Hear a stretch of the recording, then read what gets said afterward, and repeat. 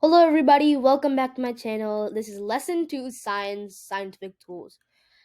Now, today we're going to be talking about scientific tools and where you use them and what even they are.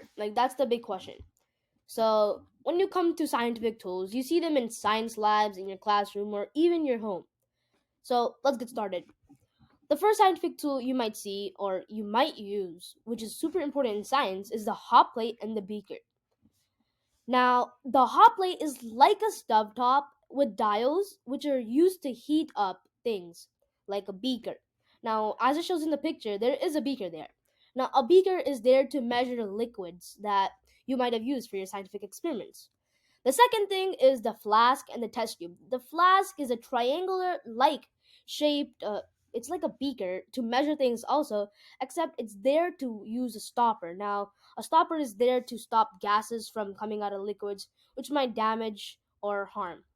Now, same with the test tube, which is like a finger like a beaker, except there to use a stopper. The third one is a ring stand and a Bunsen burner. A ring stand is there to store, keep things in place, like a flask or a test tube. Over here, there's a flask though, and over there is a Bunsen burner. It has the same idea, same motive to get it heat up.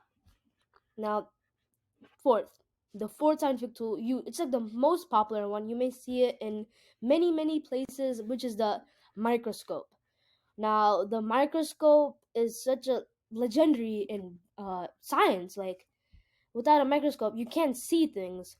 So, a microscope is there to see microorganisms or things that you just can't see with your eyes, or to take a small, close-up view of what's it like, what it looks like. Now, there are two types of microscopes. I'm going to be giving you an overview on it.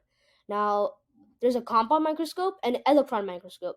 Compound microscopes are things that you can see or you just can't see. So you can see it up real close. Then comes the electron microscope, like things that you just can't see without your bare eyes. You need something to look a close up on it. Then the fifth is the dropper. Now, dropper is there to exactly measure or drop liquids or anything that you need for your scientific experiment. Like you can keep it in a beaker on a hot plate or a flask on a Bunsen burner. Then is the safety goggles. Now, without the safety goggles while you're doing scientific experiments, you might get harmed. Like I said, with the flask and test tubes, the stopper is there to protect you from the gases leaking out from a flask or a test tube. Yeah. And the safety goggles are also there to protect you. So without safety goggles, it's quite risky to do things. So that's it for today's video about scientific tools. Keep up and subscribe. Bye.